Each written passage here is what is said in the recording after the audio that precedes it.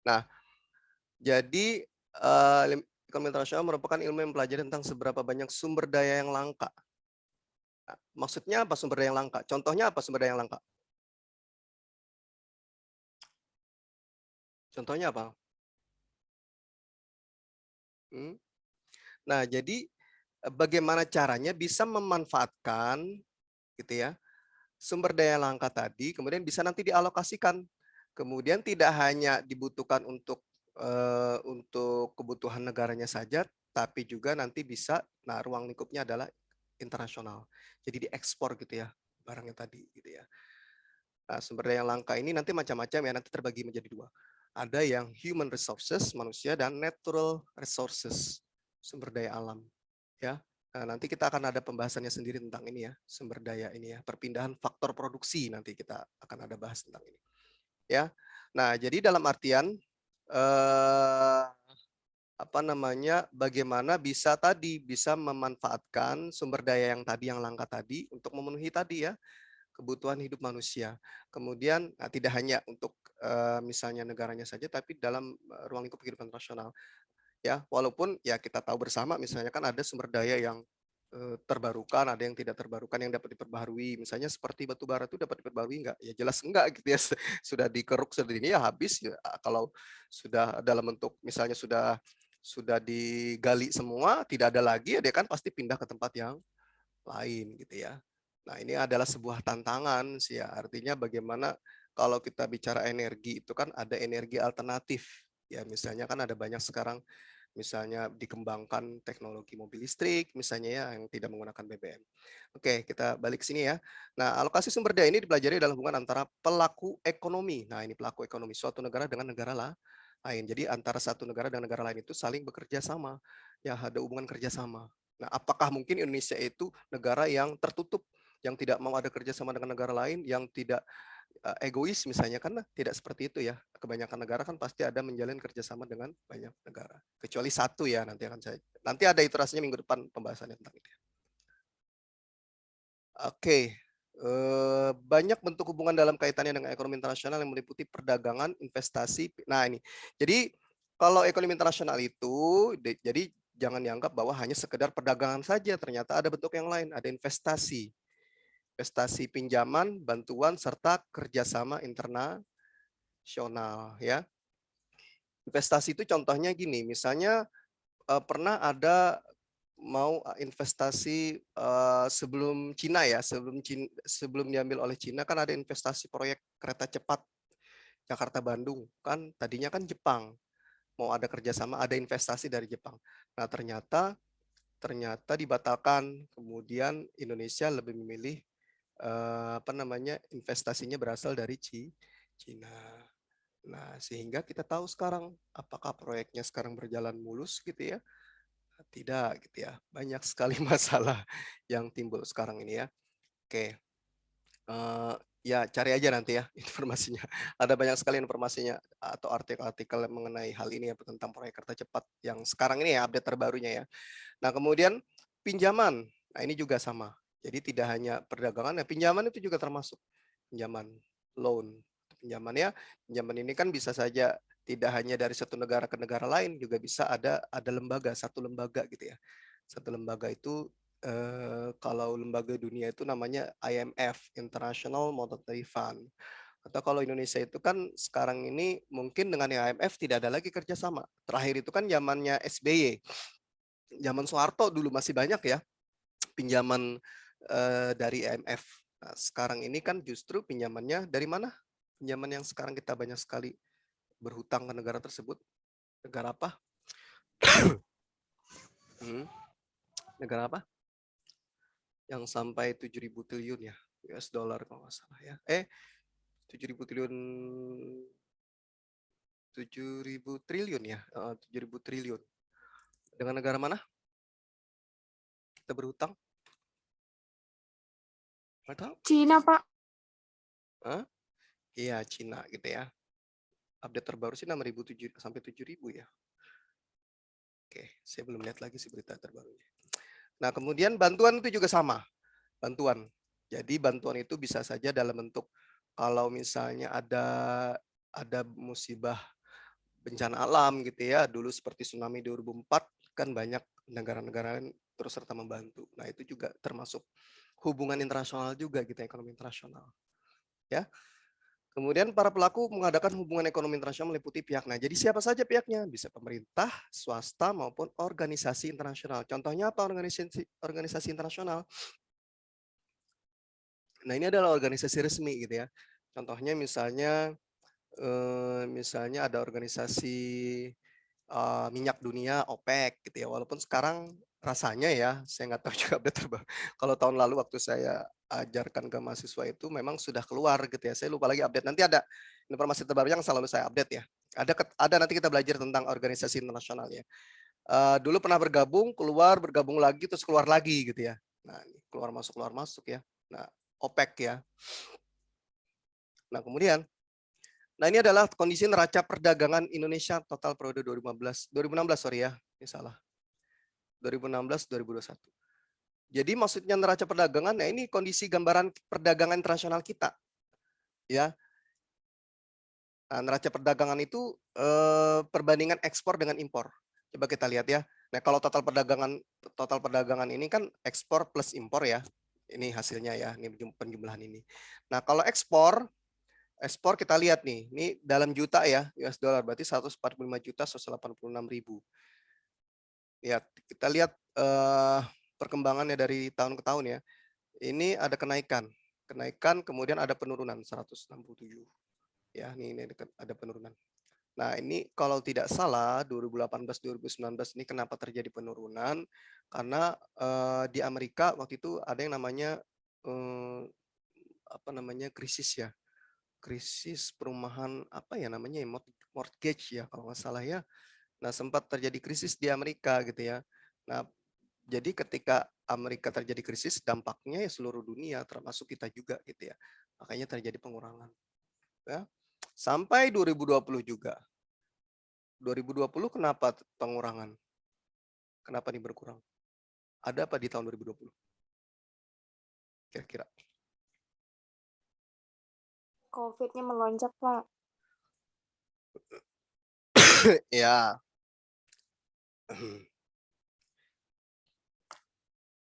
COVID melonjak. Ya, jadi awal-awal masa COVID gitu ya, 2020 ya. Ini masih varian Alpha ya. 2021 kan varian Delta. 2022 varian Omicron. Nah, tapi kita baru sampai 2021 ya. Tapi 2020. Nah, tapi bagusnya ya untungnya ada kenaikan yang cukup signifikan, cukup besar nih ya. Bertiga satu dan lain hal nih rasanya ada kebijakan pemerintah juga ya. Ya artinya sudah banyak mulai recovery ya, artinya pemulihan pasca Covid nih kan, pasca Covid nih kan. 2021 sudah mulai ini kan mulai bangkit lagi. Nah, kita nggak tahu nanti kita lihat 2022 bagaimana gitu ya. Karena kalau 2020 ini kan ya banyak sekali yang terdampak gitu ya. Terdampak. Nah, sehingga 2020 akhir ya rasanya ya new normal itu ya. Terus 2021 nah, sudah mulai itu ya, sudah mulai bergerak lagi kan ekonominya. Nah, jadi makanya bisa naik gitu ya. Atau rasanya ada keringanan pajak kah atau apakah gitu ya, ada keringanan dari pemerintah gitu ya di sektor perbankan sehingga itu yang membuat bisa tumbuh gitu ya ekspornya gitu ya. Kita lihat dengan impor juga. Nah, ekspor naik, impornya juga naik gitu ya. Nah, jadi kita masih bergantung sama impor. Artinya masih bergantung barang dari luar negeri. Nah, ini hanya ini data gambaran umumnya gitu ya. Kalau secara detail khususnya ya kalian buka aja data di ini ya. Di Kementerian Perdagangan bisa atau di BPS juga bisa gitu ya.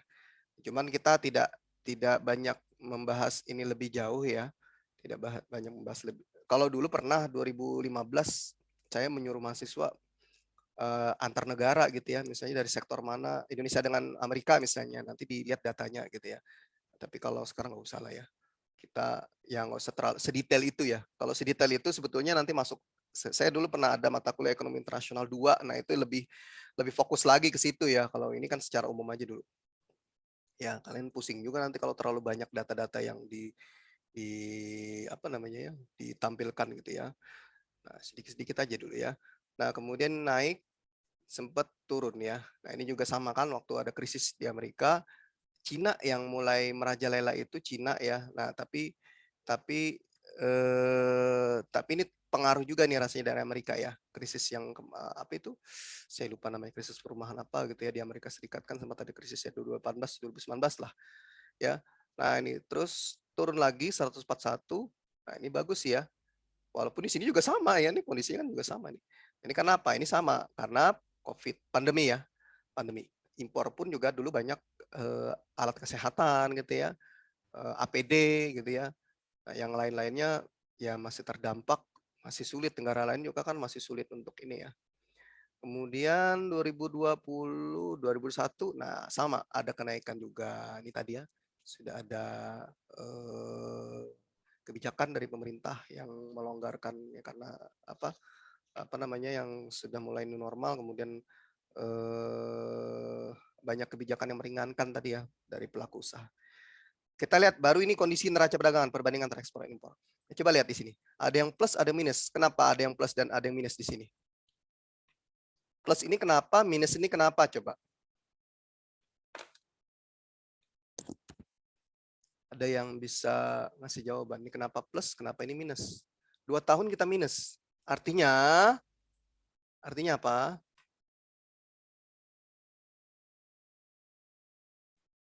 Artinya apa?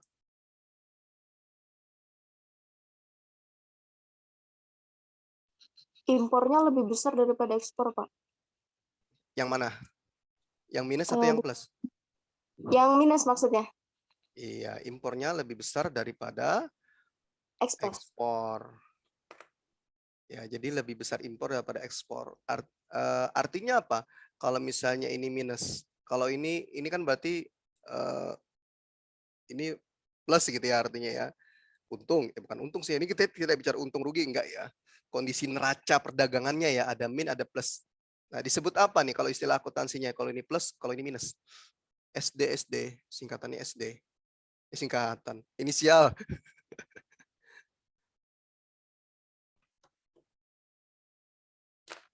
Kalau ini disebut S, kalau ini disebut D.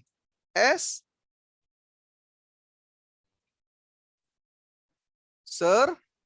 Terus Pak, sama defisit. surplus dan defisit. Ya, sebentar ya. Sebentar.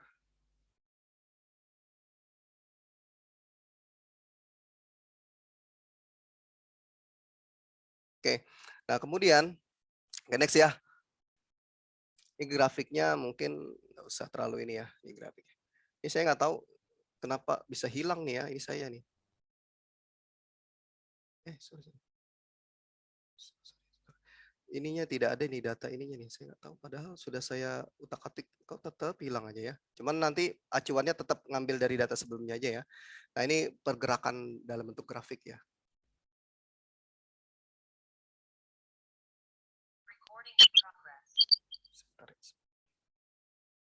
Oke.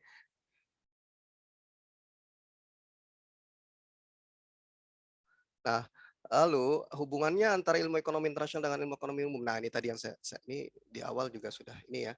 Nih ada aspek praktis dan aspek ilmiah. Aspek praktis itu meliputi seluruh kegiatan ekonomi yang dilaksanakan oleh para subjek ekonomi. Ya, ini sisi praktis.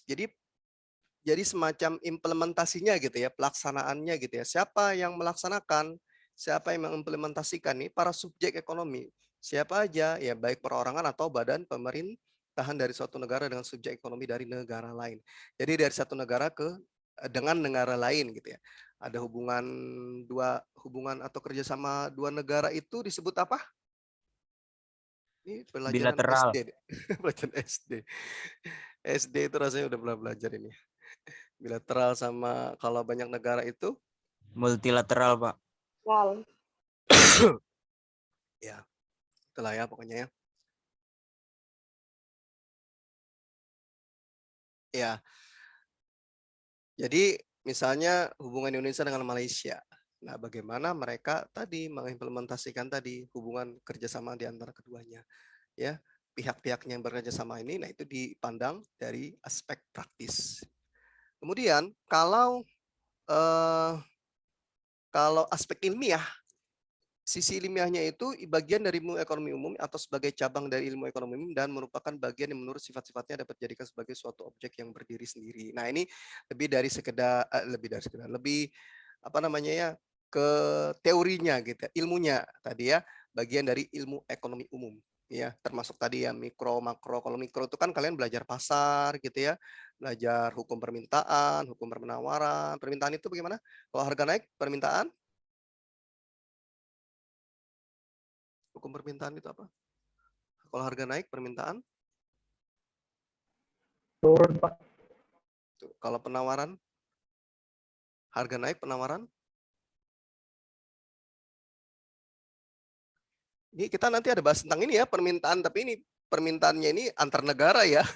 Kalau kalian belajar di mikro itu hanya satu, misalnya apa gitu ya, barang A gitu ya. Nah, kalau kita atau X gitu ya. Nah, kalau kita nanti barang X, Y, tapi dalam konteks dua negara gitu yang melakukan kerjasama. Jadi lumayan ribetnya nanti kurvanya ya. Nah, itu mungkin siapa namanya? Si Safruddin mungkin masih ingat dulu ya. Cuma nanti saya kalau zamannya Safruddin dulu memang agak rumit gitu ya. Cuman setelahnya saya sudah mulai agak permudah gitu ya. Ya, jadi kalau penawaran harga naik, penawaran? Penawaran Hah? Harga naik, penawaran? harga naik, penawaran naik, Pak. Kenapa bisa naik?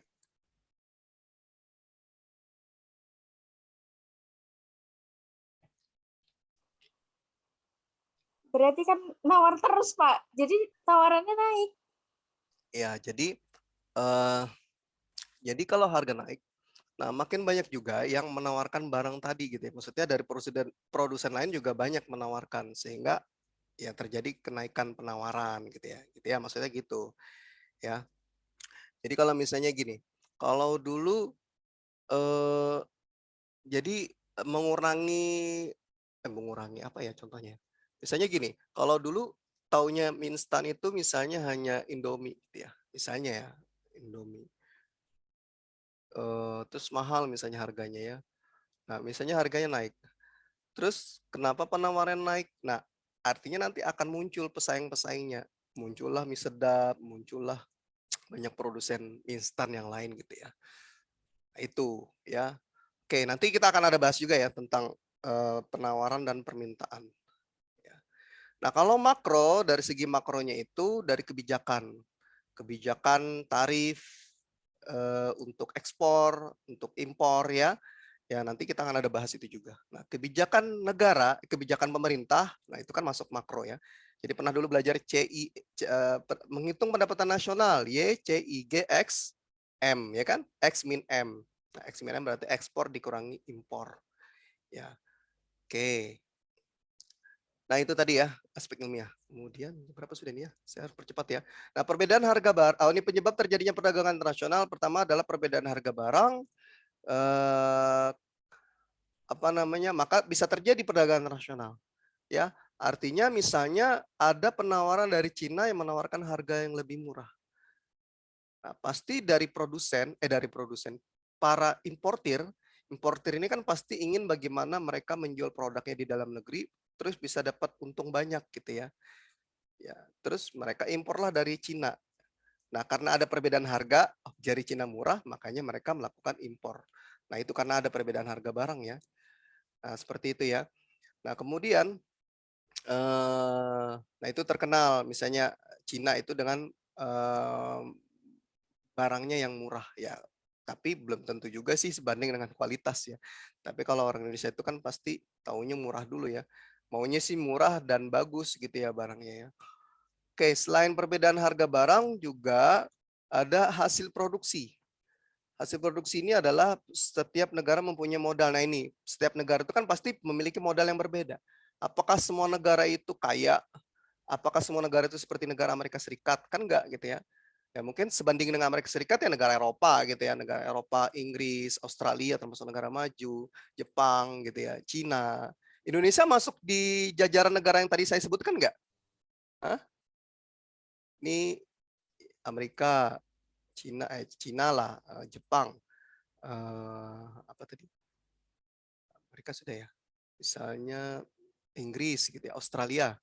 Nah, sama nggak Indonesia bisa dimasukkan ke sini nggak? Ini kalau dari segi modal ya, kita juga nanti bicara modal. Sama nggak modalnya negara Indonesia dengan negara ini? Pasti lebih banyak Indonesia atau negara yang saya sebutkan tadi? Lebih banyak mana modalnya? Lebih kaya mana negara? Amerika dengan negara Indonesia? Amerika, Pak. Nah, karena ini adalah, oke nanti kita ada juga materinya ini ya. Nah, karena ini negara-negara yang saya sebutkan tadi adalah termasuk negara maju, sedangkan Indonesia negara Berkembang, Pak. ya berkembang. Negara sedang berkembang, NSB ya kalau dulu kalian SD pernah belajar ya. Kemudian perbedaan hasil ini sudah tadi ya. Modal, nah teknologi juga sama ya kan, negara maju pasti teknologinya lebih bagus, lebih modern ya. Amerika Serikat punya industri mobil otomotif yang teknologinya mutakhir, bagus gitu ya, canggih gitu ya. Tidak kalah dengan Jepang. Jepang juga sama, apalagi teknologinya tinggi. Siapa yang tidak kenal Toyota, Honda misalnya kalau untuk motornya gitu ya. Sudah terkenal ya teknologinya. Italia, Ducatinya dengan Ducatinya, misalnya Ferrari gitu ya, Jerman BMW-nya gitu ya, Mercedes-Benz misalnya ya, Jerman kan. Nah, kemudian beda dengan Indonesia. Nah, kalau Indonesia itu kan makanya masuk nanti, kita juga ada bahas nanti ya, masuk Indonesia yang padat karya, yang tidak padat modal tapi padat karya. Nah, kekayaan alam sih oke lah masuk di sini. Indonesia kan terkenal dengan kekayaan alamnya yang melimpah, ya kan? Dan kebudayaan yang berbeda, jelas kebudayaan berbeda. Oke, next apa lagi? Kena untuk meningkatkan produktivitas, nah jelas ya. Bagaimana caranya biar bisa untuk meningkatkan produktivitas masing-masing negara kan seperti itu. Bagaimana mereka bisa masing-masing negara tersebut bisa mencapai untung yang maksimal, makanya dijual atau diekspor barang tadi ke luar negeri. Cina, coba lihat bagaimana ekspansinya ke banyak negara, ya kan? Kalian kalau misalnya lihat ya nggak usah lah, mungkin ya harapan kita sih mudah-mudahan kita bisa sampai jalan-jalan ke luar negeri misalnya ya, atau nggak usah jauh-jauh sih ya, mungkin kayak ke Arab Saudi ya. Saudi ada nggak ya? Kayak di Jepang. Ya ada saudara saya dulu pernah kerja di Jepang, sekarang udah pulang sih. Di apa ipar saya. Justru anehnya itu banyak barang-barang itu ya masih barang-barang yang dari Cina gitu ya. Sama barang ini di Amerika juga ya. Kalau kalian pernah lihat di YouTube-nya orang Indonesia yang menetap di Amerika, nah itu barang-barang murah itu banyak barang-barang dari Cina gitu ya. Nah, itu tadi bagaimana mereka bisa meningkatkan produktivitas dengan banyak ekspansi ke banyak negara gitu ya. Kecuali satu negara yang tidak bisa dimasuki ya. Negara apa kira-kira? Negara yang tertutup. Negara? Korea Utara, Pak. Ya. Oke, berdagang negara lain mungkin memperoleh keuntungan bla bla bla bla bla. Oke, saya percepat aja ya. Jam 1:17 mana hujan lagi ya. Dapat membeli barang itu harganya berendah dan mungkin ini tadi membeli barang harganya lebih rendah. Misalnya kita beli barang nih dari Cina rendah.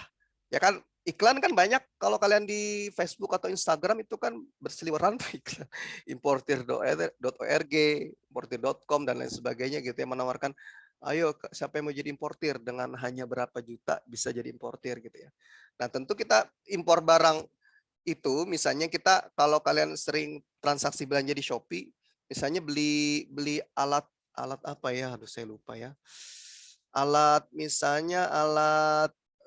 stroller misalnya bayi gitu ya. Misalnya ada di barang dari Cina gitu ya. Stroller dari bayi kalau misalnya di Shopee itu 500.000. Pasarannya nih ya. Orang penjual di Indonesia gitu ya 500.000. Tapi kalau kalian langsung impor dari Cina, nah kalian jauh lebih murah, misalnya 200.000 kah, 150.000 kah, dengan biaya cukai dan lain sebagainya ya. Nah, karena harganya lebih rendah, nah kemudian bisa menjual ke luar negeri dengan harga yang lebih tinggi, atau kita importir jual di Indonesia itu bisa lebih tinggi ya. Nah, perdagangan luar negeri sering timbul karena adanya perbedaan tadi pada harga barang, sehingga perbedaan antar negara tadi, harga tadi ya menimbulkan spesialisasi. Spesialisasi itu penghususan, Misalnya Jepang itu kan banyak ya spesialisasinya ya. Misalnya kemudian berpengaruh kepada cost, biasanya ada yang hilang ini ya. Cost, kemudian harga, transaksi dan keuntungan. Oke, nanti saya cek lagi ya, nanti kalian lihat itu ya. Jadi artinya ada pengaruhnya nanti dari tadi, kemudian ada biaya-biaya yang timbul karena harganya kan bisa lebih apa namanya, dari cost atau biaya tadi, kemudian terbentuklah harga barang tadi kan, barang tadi baru bisa dijual, ada transaksi dan ada keuntungan. Harganya bisa lebih tinggi misalnya ya, tarif impor gitu ya. Atau misalnya kalau ekspor juga sama ya tarif. Nah, kemudian kita ke sini perbedaannya ya. Ini nggak usah terlalu detail ya, sekilas saja ya. Melewati batas beberapa negara jelas cakupan wilayahnya ya. Kemudian pembayarannya kalau wilayah ini kan satu wilayah negara. Kalau ini bermacam-macam uang. Kenapa bermacam-macam uang? Kalau kita transaksi dengan Jepang, nah kita tidak mungkin menggunakan mata uang rupiah, pasti menggunakan mata uang yang berlaku di negara mereka. Mereka hanya menerima yen misalnya ya. Kalau dengan negara Eropa, mata uangnya apa? Euro. Euro. Kalau mata uang misalnya dengan Malaysia,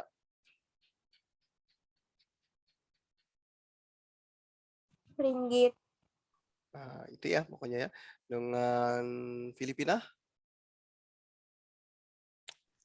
Peso, Pak. ya. Kemudian ya itulah, saya kayak ngetes ini ya mata uangnya. Nah itu tadi macam-macam ya. Nah tapi ada juga misalnya negara dengan negara manapun dia maunya patokannya itu dengan mata uang US dollar. Karena acuannya untuk transaksi internasional tuh US dollar. Nilai tukarnya itu nanti konversinya ke US dollar dulu gitu ya, baru ke mata uang mereka. Nah, itu tergantung negaranya masing-masing ya. Kemudian distribusinya tidak langsung, maksudnya tidak langsung. Jadi satu negara ke negara itu tidak tiba-tiba langsung nyampe gitu ya. Ini negara misalnya Cina, Indonesia, set nyampe, nggak seperti itu ya. Di Cina disortir dulu gitu ya. Ada bea cukai di sana dulu disortir. Sampai Indonesia sama disortir juga bea cukai, diperiksa. Baru lolos verifikasinya, lolos verifikasi, lolos bea dan cukai, lolos apa namanya barangnya tadi bisa, artinya bisa diperjualbelikan gitu ya, sampai ke konsumen akhir di Indonesia. Peraturannya juga sama, artinya kalau kita ekspor barang dari dalam negeri ke luar negeri, nah di Indonesia ada sendiri regulasinya, di luar negeri ada sendiri peraturannya gitu ya. Nah, masing-masing negara ini ada peraturannya sendiri-sendiri ya, jadi tidak ada yang apa namanya tidak hanya oke di Indonesia begini, di Cina nggak ada aturan, nah pasti ada aturannya sendiri. Biaya transaksi jelas lebih mahal. Kemudian kalau cakupan wilayah, ini kalau ini jelas ya, langsung ke dalam negeri dan lebih murah. Positifnya mempererat persahabatan antar bangsa, ya jelas ya. Artinya sering kalau kalian lihat mungkin ya ada kunjungan dari negara mana, oh untuk investasi kan pasti datang tuh kan mereka ya, konsulatnya, perwakilannya, lewat duta besarnya misalnya ya, embassy-nya misalnya kedutaan besarnya, ya, kedubesnya, atau langsung presidennya bisa, atau perdana menterinya gitu ya, atau menterinya, perwakilannya ya. Nah, seperti itu. Kemudian apalagi dampak positifnya, nah menambah kemakmuran jelas. Negara menjadi makmur karena banyak pendapatan, pemasukan negara, kesempatan kerja juga jelas. Kalau misalnya ada investasi membangun pabrik di Karawang misalnya, pabrik Wuling kan, Wuling itu mobil asal mana?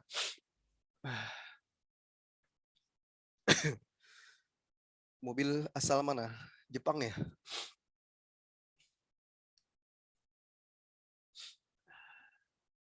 Asal sorry, sebentar ya. Asal Cina ya.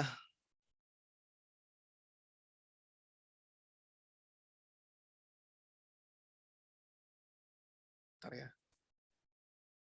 Nah, misalnya bangun pabrik di Karawang kan, investasi dia bangun pabrik. Nah, terus di pabrik tersebut apakah mereka tidak membutuhkan tenaga kerja, karyawan? Nah, kan pasti. Nah, jadi bisalah di-hire lah, direkrut lah gitu ya tenaga kerja asal Indonesia. Kemudian mendorong kemajuan ilmu pengetahuan. Nah, jelas ya. Mendorong kemajuan ilmu pengetahuan dan iptek ya. Masukan negara ya, efisiensi spesialisasi. Kemudian konsumsi lebih luas bagi penduduk suatu negara. Nah ini ya, konsumsi yang lebih luas. Ya artinya misalnya motor itu kan kita tidak punya motor nasional, tapi kita banyak impor tapi kita rakit ya. Nah kita nanti juga ada bahas ya, ada CKD, barang CKD itu completely knockdown, dirakit dalam negeri, ada yang build up, completely build up. Ada yang impor secara utuh dari negara lain. Oke. Kemudian nah jadi artinya pasti barang tadi motor itu bagaimana sih bisa sampai ke Papua misalnya. Makanya kan bisa tersebar tadi ya. Bisa tersebar luas. Nah, ini lagi-lagi tergantung dari peran perusahaan tadi ya, bagaimana bisa memasarkan produk tadi bisa sampai ke pelosok sekalipun gitu ya. Jadi bisa dinikmati gitu ya. Yang tidak bisa dilewati roda 2 kan pasti tidak bisa dilewati oleh roda 4 misalnya oleh mobil. Nah, makanya ada sarana transportasi yang mudah yaitu motor. Nah, lebih luas lagi ya kan. Nah, kemudian memperoleh devisa, pendapatan negara ya, kesempatan kerja dan lain sebagainya, stabil harga, kualitas produksi, kualitas konsumsi, alih teknologi. Alih teknologi itu maksudnya bagaimana nanti kita bisa belajar. Indonesia banyak nih ya pabrik mobil dari Toyota. Nah, kita harusnya bisa belajar. Alih teknologi itu kan beralih tadinya barang lagi ya. Ya, produknya tadi dari Jepang misalnya ya, terus bagaimana ilmuwan kita, orang-orang pintar kita itu bisa mengadopsi ya, atau beradaptasi dengan apa namanya ya, dengan teknologi yang ada di Indonesia sehingga bisa belajar sehingga suatu saat siapa tahu kita bisa punya mobil nasional yang benar-benar mobil nasional yang dirakit sendiri, dibuat sendiri, dirakit sendiri ya, bukan yang dia langsung barangnya pretelan dari luar negeri, misalnya spare part-nya dari Cina terus dibuat di dalam negeri. Nah, tidak. Jadi benar-benar murni buatan dalam negeri. Sebetulnya kan sudah ada ya waktu zamannya SMK dulu ya. Cuma nggak tahu karena dipersulit karena ada izin emisi ya kalau nggak salah. Tidak lolos emisi. Kemudian produk dalam negeri. Nah, ini negatifnya ya. Berdampak nggak sih ke industri dalam negeri? Berdampak. Pasti nanti produk dalam negeri menurun karena kurang disukai masyarakat. Satu itu, atau bisa juga karena harganya yang lebih murah. Jadi cenderung disukai karena harganya lebih murah. Nah, ini karena terus kemudian ketergantungan terhadap negara-negara maju menghasilkan barang jumlah kualitas yang lebih tinggi mengalahkan barang sejenis. Nah, ini kualitas barang. Nah, siapa yang tidak mengenal iPhone, ya kan? iPhone itu kan apa namanya? Harganya kan tinggi gitu ya. Harganya yang tinggi. Tapi kan ada saja pasarnya, ada saja pembelinya gitu ya. Banyak aja orang Indonesia yang sanggup membeli iPhone tadi ya, tapi jangan dimaksa untuk beli ya. Kalau memang tidak sanggup beli ya nggak usah beli gitu ya. Jangan memaksakan diri yang sampai harus nyicil ya, kredit dan lain sebagainya ya. Nah, ini ya ketergantungan terhadap negara maju. Nah, jadi atau ada golongan tertentu yang dia memakai barang-barang yang branded, barang-barang branded yang bermerek, yang apa namanya, yang mencerminkan status sosial dia gitu ya. Harga ratusan juta kan Louis Vuitton misalnya ya, Gucci. Nah, itu ya. Nanti kita akan ada bahas rasanya konsumerisme ya, ada bab tentang konsumerisme. Nah, itu dia. Karena ketergantungan terhadap negara-negara maju. Banyak industri kecil. Nah, ini dampak negatif, nggak bagus gitu ya. Apa namanya, menjadi lebih konsumtif, menjadi lebih boros gitu ya. Atau yang tadi yang saya bilang terlalu memaksakan. Banyak industri kecil yang kurang mampu bersaing nih tadi menjadi gulung tikar. Adanya persaingan tidak sehat dalam perdagangan internasional seperti praktik dumping. Nah, juga nanti kita belajar ya, dumping ya. Dan tarif impor ini juga, kebijakan tarif impor. Kemudian adanya pola konsumsi masyarakat meniru konsumsi negara yang lebih maju sehingga mengubah oh iya ini kurang lebih sama ini ya. Ini dengan nomor 2 ini. Konsumsi meniru konsumsi negara yang lebih maju nih. Ketergantungan terhadap negara-negara maju misalkan barang kualitas yang lebih tinggi mengalahkan barang sejenis dalam negeri. Itu kurang diminati. Tas lebih suka tas misalnya Nike yang dari Amerika Serikat, Nike kan dari US ya. Dibandingkan, tapi ada juga sih yang buatan Indonesia ya, Nike ya, tapi tetap saja sih harga yang asli ya, yang ori ya, bukan yang Nike yang abal-abal ya atau yang KW ya. Oke, rasanya udah habis nih. Nah, ada yang mau ditanyakan? Udah 9:30 ya.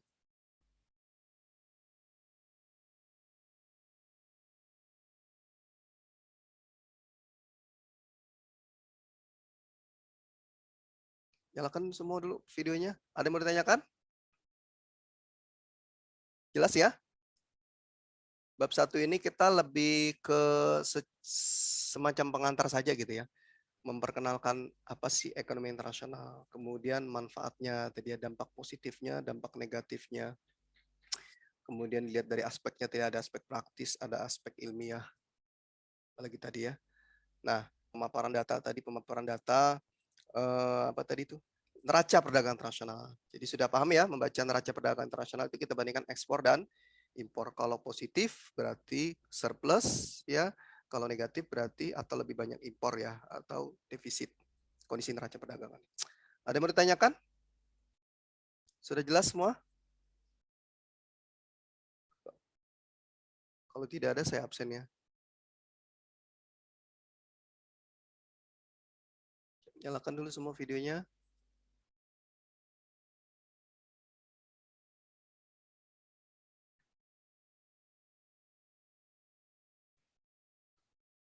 Bentar, saya absen ya. 17 Februari. M. Syafrudin, mana M. Syafrudin? Hadir, Pak. Abdul Hamid. Hadir, Pak. Oke, kalau di awal-awal saya ini dulu sih ya. Maksudnya mau lihat ini dulu kalian dulu ya. Nah, mau lihat satu-satu dulu. Abdul Hamid tadi mana Abdul Hamid? Ulang lagi. Hadir, Abdul Pak. Hamid. Bentar. Hadir. Sebentar. Ulang. Buka mic-nya. Gak kelihatan nama saya. Ulang. Di sini gak kelihatan. Abdul Hamid.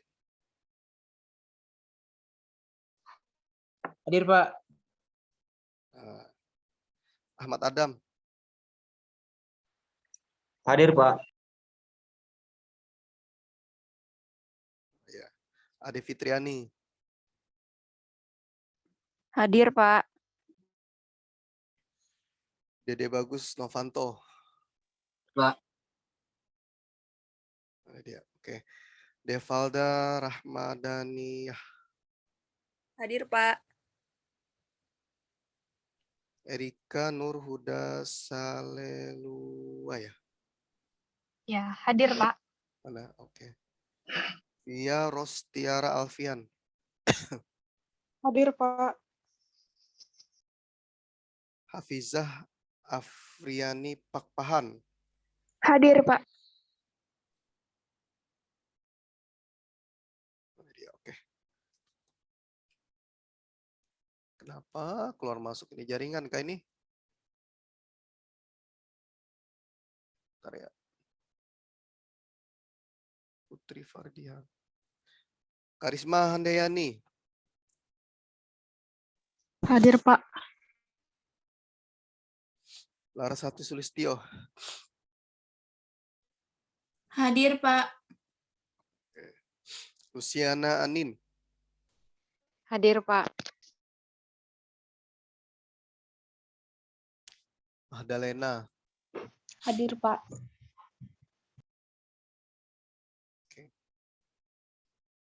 Muhammad Sofyan Rusadi. Hadir. Muhammad Arsy. Hadir, Pak. Ini Arsy atau Arsy ya? Arsy. Oke, Muhammad Nisfar Aminullah. Hadir, Pak. Muhammad Rabadani Tasiruddin. Hadir, Pak.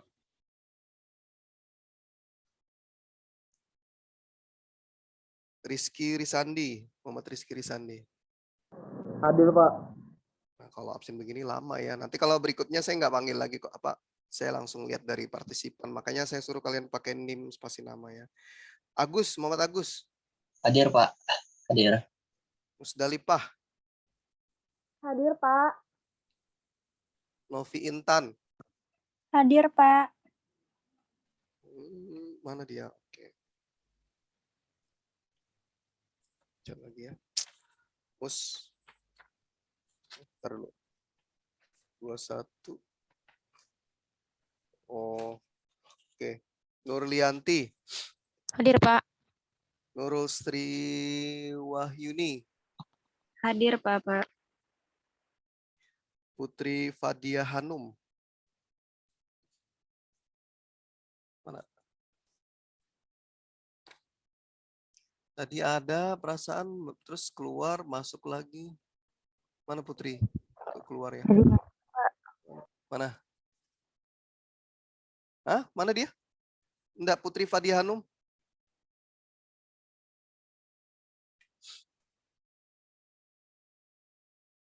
Tadi sempat masuk ya? Oh ada nih. Mana Putri Fadia Hanum? Mic-nya kayak bermasalah. Jaringannya, Pak. Tinggal di mana sih Putri Hanum? Tinggal di mana dia? Di Kerang. Itulah susahnya ya. Kuliah online ya begini ya. Rini Syahdewi, Hadir, Pak. Ririn Sartika, Hadir, Pak. Rizal Ananisa, Hadir, Pak. Rizky Agustia, Hadir, Pak. Rizky Amanda. Hadir, Pak. Mana dia? Oke. Santi Nur Farida. Hadir, Pak. Mana dia? Oke. Siti Maratus Solihah. Hadir, Pak. Siti Nur Hafifah. Hadir, Pak. Absen begini aja 5 menit saya ini. Sophia. Hadir, Pak. Sulaiman. Ada tadi Sulaiman ya? Mas Sulaiman. Hadir, Pak. Tontowi Almasturi. Hadir, Pak. Yudi Indra Prasetya. Hadir, Pak. Mana? Fadila Azuri. Hadir, Pak. Muhammad Yandira Fikri. Hadir, Pak. Oke, sudah habis ya. Ada yang belum dipanggil? Sudah semua ya? Oke.